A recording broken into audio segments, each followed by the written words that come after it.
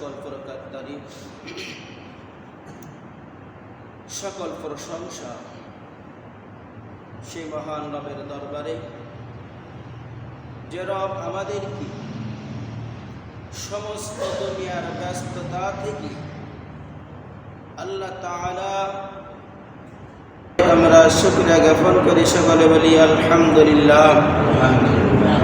সাইয়্যিদুল মুরসালিন খাতামুন নবিয়্যিন, যিনি আমাদের পথ প্রদর্শক, যিনি আমাদের নেতা, সেই নবীর প্রতি আমরা দুরূদ শরীফ গ্রহণ করি। সকলে বলি সাল্লাল্লাহু আলাইহি ওয়াসাল্লাম।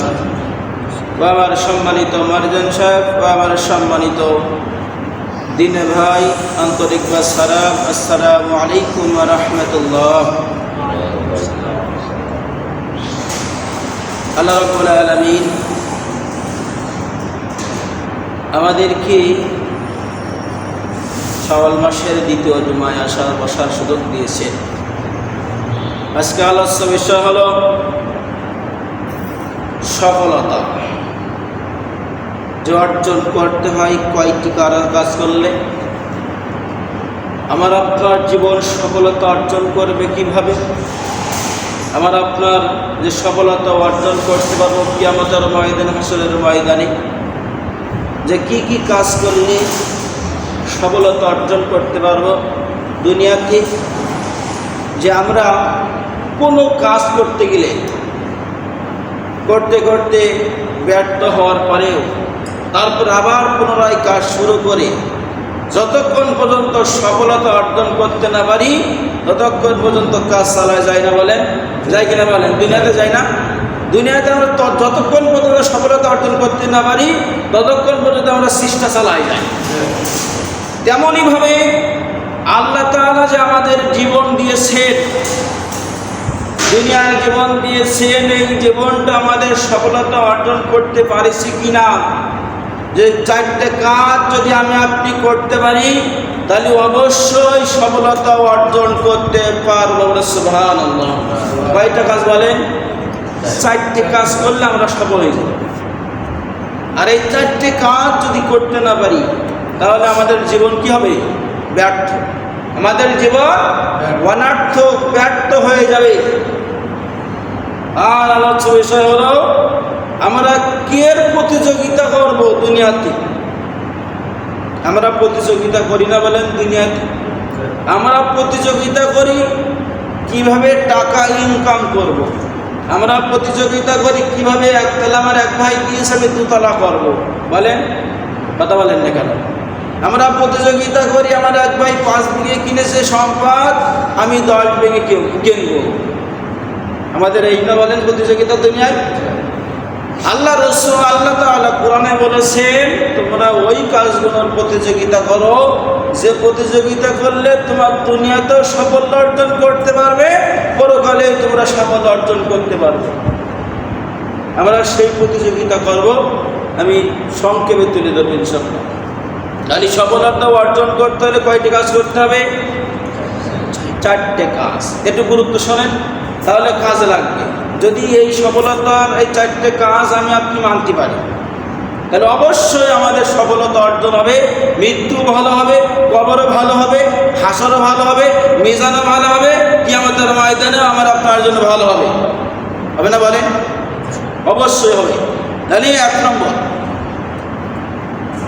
সফলতা অর্জনের চারটি কাজের মধ্যে প্রথম নম্বর হলো সূরা আলার 7 থেকে 10 নম্বর আয়াতের মধ্যে আল্লাহ তাআলা বলে, কোন সূরা? সূরাতুল আলা। আল্লাহ রাব্বুল আলামিন সূরা আলার 7 নম্বর আয়াতে বলেন ক্বাদ আফলাহা মান তাযাক্কা। আল্লাহ রাব্বুল আলামিন বলেন তোমরা গুনাহমুক্ত জীবন গড়বে। কি মুক্ত জীবন? কথা বলেন। গুনাহমুক্ত। প্রথম নম্বর কাজ কি বলেছি আমি? সফলতা অর্জন করতে হলে গুনাহমুক্ত জীবন। কি মুক্ত জীবন? গুনাহমুক্ত জীবন।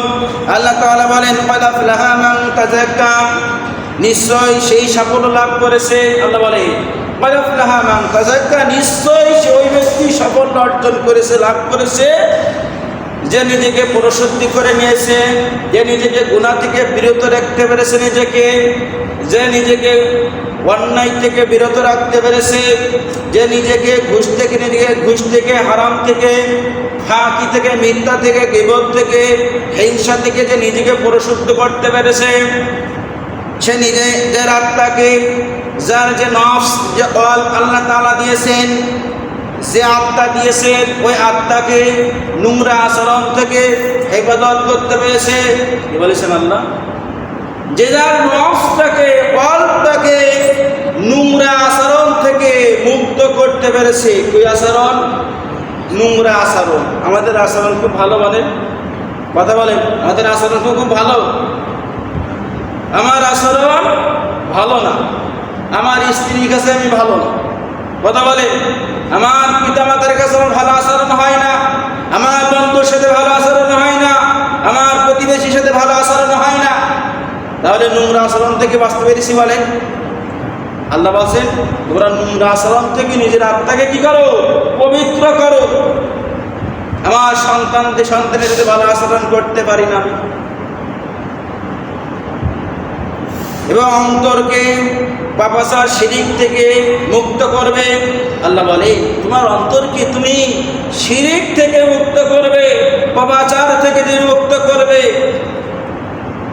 তাহলে শিরিক কি করতে হবে? মুক্ত হতে হবে, পাপাচার থেকে মুক্ত হতে হবে। তাহলে আল্লাহ তাআলা তাদেরকে পবিত্রতা লাভ করাবে। তাহলে কি করতে হবে? নোংরা আচরণ থেকে, শিরিক থেকে, সমস্ত গুনাহ থেকে এবং পাপাচার থেকে নিজের নফসটাকে কি করতে হবে? পবিত্র রাখতে হবে, ফেরাই রাখতে হবে। প্রথম নম্বর কি বলেছে সফলতা অর্জনের? গুনাহমুক্ত জীবন। 2 নম্বর, নামাজ আদায় করতে হবে। কি করতে হবে? নামাজ আদায় করতে হবে। আল্লাহ তাআলা বলেন, ওয়া যাকারা ইসমা রাব্বিহি ফাসাল্লা। আল্লাহ তাআলা বলেন, এবং নিজ প্রতিপালকের নাম স্মরণ করে নামাজ আদায় করে। আমি আপনি যখন নামাজ আদায় করব, আমার যে প্রতিপালক, আমার যে রব, আমার যে রিজিকদাতা, আমার যে পালনেওয়ালা, আমার যে খাওয়ায়, আমার যে দুনিয়ার জমিনে চালায়, আমার যে জান্নাত দেবে, আমার যে জাহান্নাম দেবে, সেই প্রতিপালকের স্মরণ নিয়েই নামাজ আদায় করতে হবে। কথা বলে, ওরা নামাজ আদায় করি, বলেন, নামাজ আদায় করি, কথা বলে না, নামাজ আদায় করি না। আল্লাহ বলে, তোমরা নামাজ আদায় করো আল্লাহ স্মরণ নিয়ে। আল্লাহ বলছে, 2 নম্বর কারণ কি বলেছে সফলতা অর্জনে? নামাজ আদায় করতে হবে। প্রথম নম্বর গুনাহমুক্ত জীবন, দ্বিতীয়টা হলো নামাজ আদায় করতে হবে। 3 নম্বর, আখিরাতকে প্রাধান্য দিতে হবে। কাকে দিতে হবে প্রাধান্য? আমার আপনার 2টো জীবন আছে। কয়টা জীবন বলেন তো?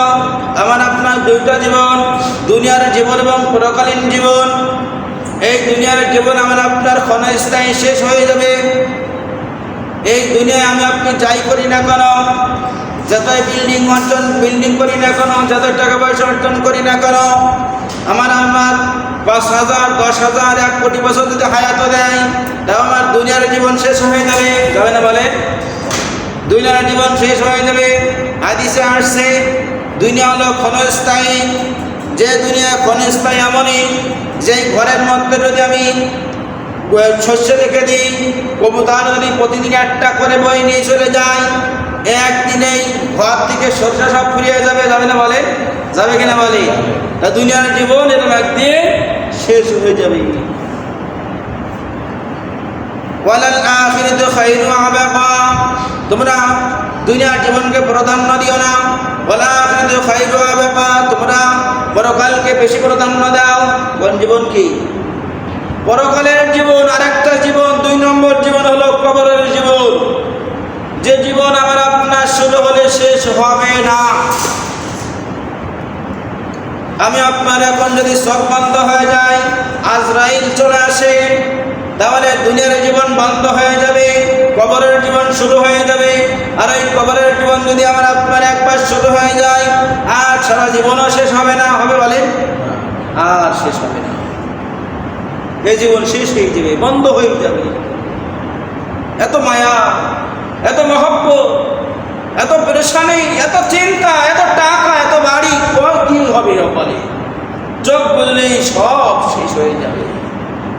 পাঁচতলায় শুয়ে হাসি মরে যাওয়ার সাথে সাথে উঠোনের এক কোণে এক খাটে এক ছেঁড়া চাদর দিয়ে আমাকে ঢেকে রাখবে, রাখবে না বলেন? দুনিয়ার জীবন না এমনই বলে। আমার এখন 5 তলার টাইস হলো বাড়ি আছে, মরে যাবো, ওই 5 তলাতে এখন ওই কুনায় নিয়ে চলে আসবো, রাখবে ওই ঘরে বলেন? ওই ঘরে যখন আমার রাশ লাগবে, টাইসের আলো ঘরে আমার বউ তখন ভয় পাবে, আমার সন্তান তখন ভয় পাবে, তাড়াতাড়ি নিয়ে যাও, ঘর থেকে লাগাও, বলে না? বলে বলে না? তাড়াতাড়ি ঘর থেকে বেই করো, ঘর থেকে বেই করো, এই ঘরে রাখা যাবে না। যার এর আগে আপনার এত রব, এত টাকা পয়সা, এত ভালোবাসা, এত সব পানি গেল বলে, সব শেষ হয়ে যাবে চোখ বুঝে। এই জন্য আখিরাতের জীবনকে বেশি প্রাধান্য দিতে হবে।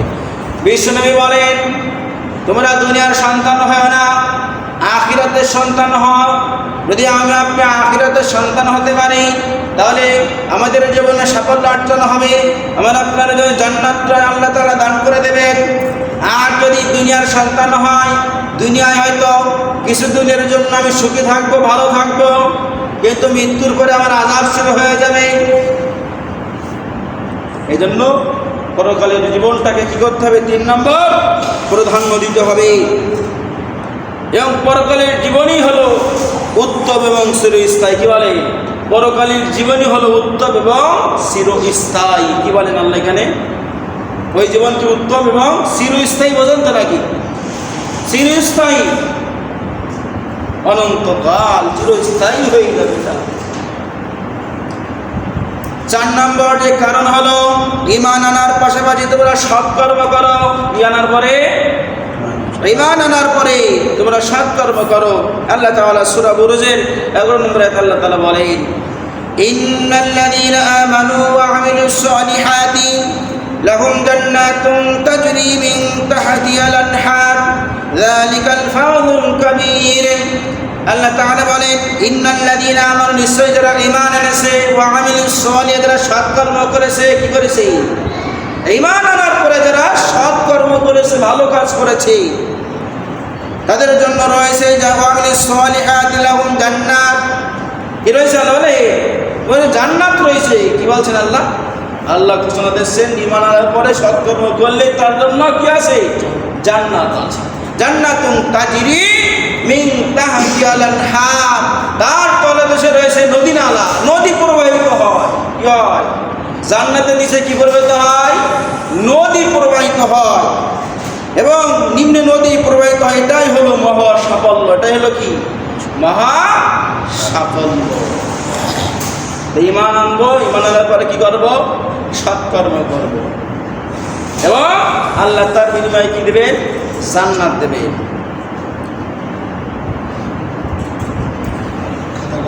এবং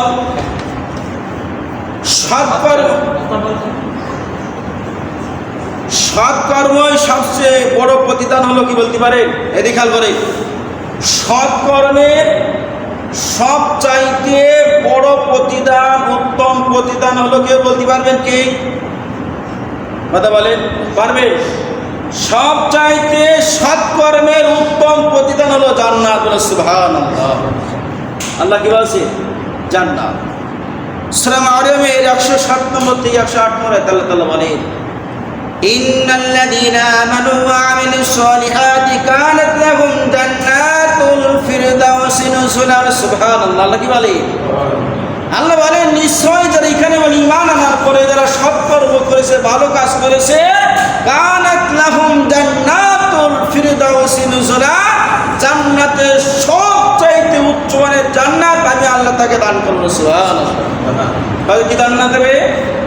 সবচাইতে উত্তম মানের জান্নাত, শ্রেষ্ঠ সেই জান্নাত আল্লাহ তাকে দান করবে।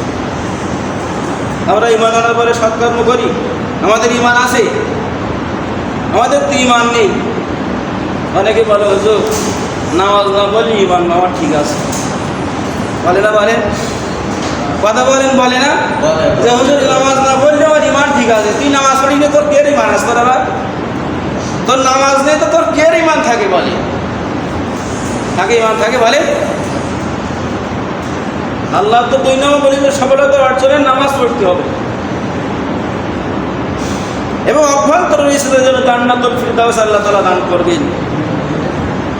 এবং আল্লাহর ইবাদতে অবসর থাকা, ওয়াবুদু রাব্বাকা হাত্তা ইয়াতিয়াকাল ইয়াকিন, তোমরা তোমার প্রতিপালকের ইবাদত করতে থাকো যতক্ষণ পর্যন্ত তোমাদের মৃত্যু না হয়। আল্লাহ বলেন কি, তোমরা আমার রবের আমার আল্লাহর ইবাদত করো ততক্ষণ পর্যন্ত যতক্ষণ তোমাদের কি না হয়, মৃত্যু না হয়, ততক্ষণ পর্যন্ত আল্লাহর ইবাদত করে সঙ্গে বলছি। এবং তাকওয়ার ধারাবাহিকতা কি? তাকওয়া কথা বলি না, তাকওয়ার ধারাবাহিকতার নির্দেশ দিয়েছেন আল্লাহ। কি দিয়েছে? আল্লাহ বলেন আলী ইমরানের 102 নম্বরে আল্লাহ তাআলা বলেন, ইয়া আইয়ুহাল্লাযীনা আমানু তাকুল্লাহ হাক্কা তুকাতিহি ওয়া লা তামুতুন্না ইল্লা ওয়া আনতুম মুসলিমুন। তোমরা তাকওয়ার ধারাবাহিকতা নির্দেশ দিয়েছেন এখানে, হে মুমিনগণ তোমরা আল্লাহকে ভয় করো। কাকে? আল্লাহ বলছেন মুমিনদের, হে মুমিনগণ তোমরা আল্লাহকে ভয় করো যেভাবে ভয় করা উচিত। ওয়ালা তামুতুন্না ইল্লা ওয়া আনতুম মুসলিমুন, তোমরা মুসলিম না হয়ে মৃত্যুবরণ করো না। তাহলে কি মুসলিম আছি? বলেন, মুসলিম হয়ে মৃত্যুবরণ করতে নিষেধ করেছেন, না হয়ে মৃত্যুবরণ করো না তোমরা, আমার কবরে এসো না।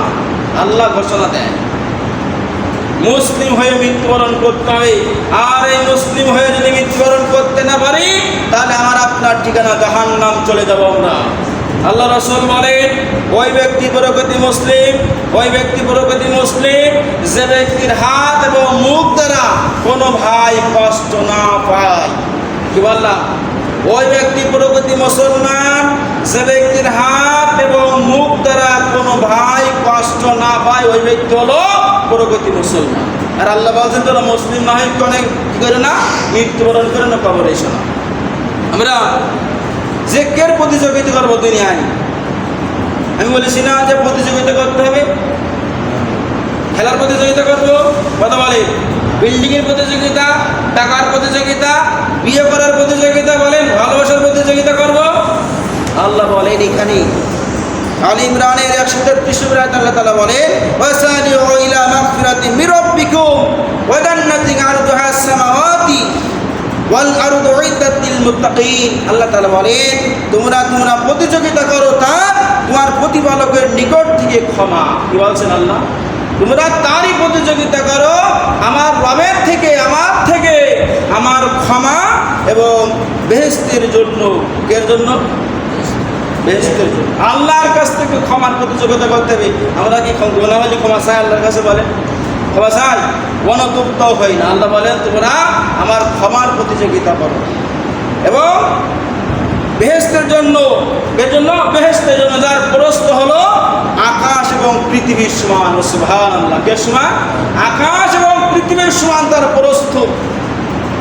সবচেয়ে নিম্নমানের জান্নাত হলো এই পৃথিবী 10টা জোড়া দিলে যেমন হবে, সবচেয়ে ছোট জান্নাত হলে এমনই। সুবহানাল্লাহ, কয় পৃথিবী? যেমন 10টা পৃথিবী জোড়া দিলে যা হবে, সবচেয়ে ছোট জান্নাত হলো তেমন। এর ঘটনা আছে, ইনশাআল্লাহ আগে মনে হয়। এবং পৃথিবীর সঙ্গে ধর্মবিরোধীদের জন্য প্রস্তুত রাখা হয়েছে। কাদের জন্য? যারা ধর্মভীরু, আলম ভীরু, কোরআন ভীরু, আল্লাহ ভীরু, রসুল ভীরু, তাদের জন্য এটা প্রস্তুত করে রাখা হয়েছে। 2 নম্বর প্রতিযোগিতা হলো নেক কাজের প্রতিযোগিতাকে। প্রথম বলেছি কে? নেক আমলের প্রতিযোগিতাকে। প্রথম নম্বর নেক আমলের প্রতিযোগিতা, 2 নম্বর হলো নেক কাজের প্রতিযোগিতা করবো কে? আল্লাহ তাআলা বলেন সূরা বাকারার 148 নম্বর আয়াতে আল্লাহ তাআলা বলেন, ফাস্তাবিকুল খায়রাত, তোমরা নেক কাজের প্রতিযোগিতা করো। আল্লাহ বলেন আমরা করি কের প্রতিযোগিতা? কার মারবো, কার কাটবো, কার কি করবো, এই করবো। নেক কাজের প্রতিযোগিতা করো। এবং 3 নম্বর জান্নাত লাভের জন্য প্রতিযোগিতা করা। কি না করা? 3 নম্বর কি বলেছে? জান্নাত লাভের জন্য প্রতিযোগিতা করা। আল্লাহ তাআলা এখানে সূরা হাদীদের 21 নম্বর আয়াতে আল্লাহ তাআলা বলেন, সাবিকু ইলা মাগফিরাতিন মির রাব্বিকুম ওয়া জান্নাতিন আরদুহা আস-সামাওয়াতি ওয়াল আরদ। তোমরা জান্নাত লাভের জন্য প্রতিযোগিতা করো দুনিয়ায়। আমরা জান্নাতের প্রতিযোগিতা করি বলে আল্লাহ বলে তোমাদের কাছে আমি জান্নাত বিক্রয় করবো। কিনা বলে আল্লাহ বলছেন তোমাদের কাছে আমি জান্নাত বিক্রি করবো, আমার কাছ থেকে কিনে নাও।